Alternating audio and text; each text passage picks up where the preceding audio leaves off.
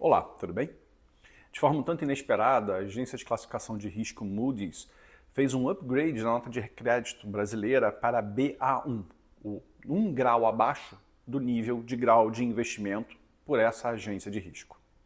As justificativas para esse movimento estão em um crescimento econômico mais acelerado nos últimos anos e em melhoras no arcabouço institucional que permitirão, ao longo do tempo, uma melhora na percepção de risco fiscal na economia e, portanto, uma elevação adicional da nota de crédito. A perspectiva é positiva, no sentido de que a agência espera uma elevação da nota de crédito e, portanto, a aquisição do grau de investimento num horizonte de até 2 anos. É um pouco estranho que isso tenha ocorrido nesse momento. De fato, se nós olhamos para as justificativas apresentadas pela agência de risco, o lado do crescimento é verdade. Nos últimos anos, o crescimento da economia brasileira tem sido mais forte do que todos nós conseguimos antecipar e sistematicamente está se mostrando ali nas cercanias de 2,5 com 3. Isso aconteceu ano passado, acontecerá esse ano em 2024 e as primeiras projeções do ano que vem já nos colocam em números de um crescimento do PIB de pelo menos 2%. Parece, de fato, que o crescimento tem sido melhor.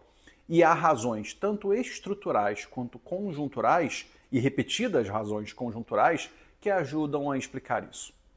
Quando passamos para o lado da melhora das instituições fiscais, no entanto, parece que tem um pouco de, talvez a palavra seja forte, mas um pouco de torcida ou de avaliação excessivamente ativa, proativa, do que tem ocorrido na economia brasileira.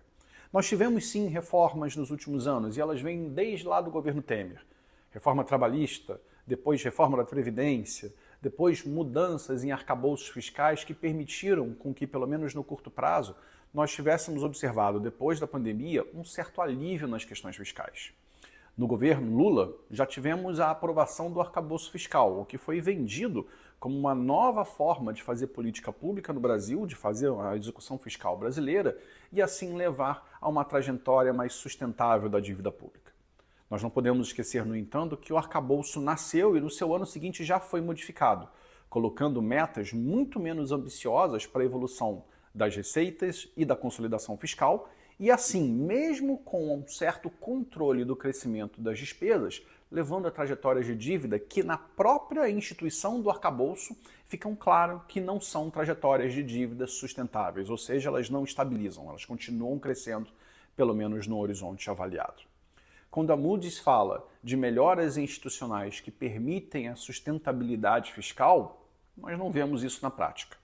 O resultado primário hoje está em pouquinho abaixo de 2,5, de um déficit de 2,5 ponto percentual do PIB, está em 2,3 com os dados mais recentes.